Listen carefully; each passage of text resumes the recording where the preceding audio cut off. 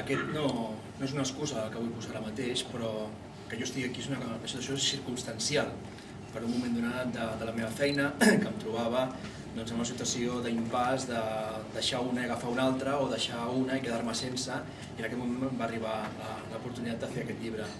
Vull dir això que aquí, en aquesta sala, amb tots els respectes del món, hi ha molta més gent capacitada que volia que hagués fet un altre tipus de llibre, no millor ni pitjor, un altre tipus de llibre, i aleshores, doncs, aviam, no vull erigir-me aquí com la persona autoritzada per parlar del Barça ni de l'entorn, perquè insisteixo, aquí hi ha molta més gent preparada que jo per haver fet aquest llibre.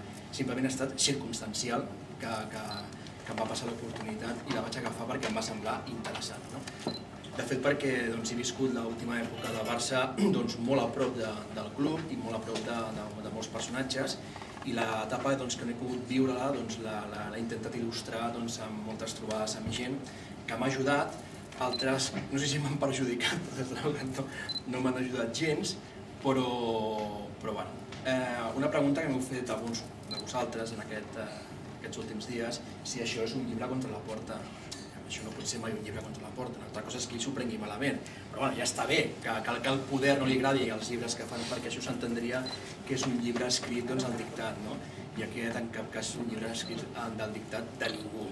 I totes aquelles informacions que no he pogut contrastar i que podrien haver traspassat el límit, he considerat que no calia posar-les. O sigui, ell parlava de l'iceberg, sota l'iceberg hi ha molta cosa.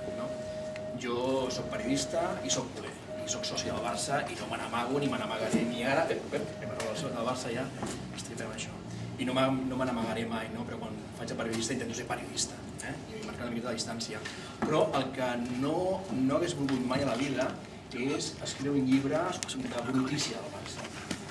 Si tots els clubs i tots els periodistes dels clubs estiguessin disposats a fer una fotografia del seu entorn i baixar o pujar al nivell tan alt, doncs possiblement haguéssim estat aquí al Barça al mateix nivell. Però no és el cas, no pot ser que al Barça sempre estiguem allò llançant merda. Aquest no és un llibre per llançar merda contra el Barça, ni contra la porta, ni contra res. És un llibre entenedor, o intenta ser entenedor per a aquella gent, que déu-n'hi-do la gent que hi ha moltes vegades, que hi ha personatges mateix que surten a l'entorn i ben bé no saben ni com han vingut, ni d'on surten, ni quina és la relació que tenen amb el club. Jo intento explicar-ho, però ja dic, sense cap mena de pretensió més enllà de fer un treball d'investigació, un assaig, una novel·la, un relat, una petita història del Barça. Jo soc historiador, no tinc la capacitat per explicar les coses com hauria d'explicar un historiador, llavors no podem dir que és un llibre històric del Barça, sinó un treball més aviat, un assaig. I això és el que ha sortit.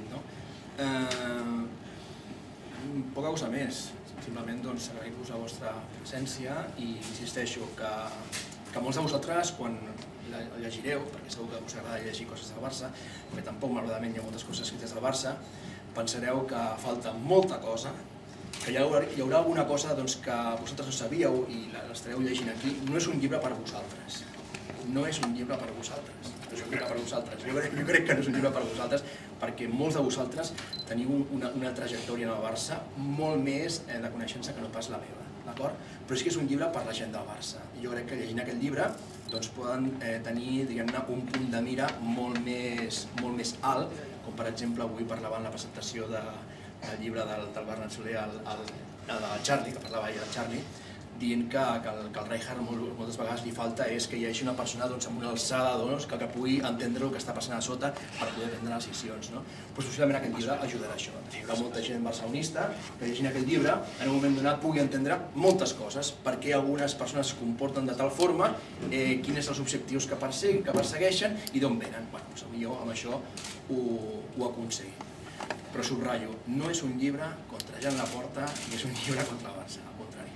I res més, si creieu convenient fer alguna pregunta, amablement intentaré respondre-la i si no...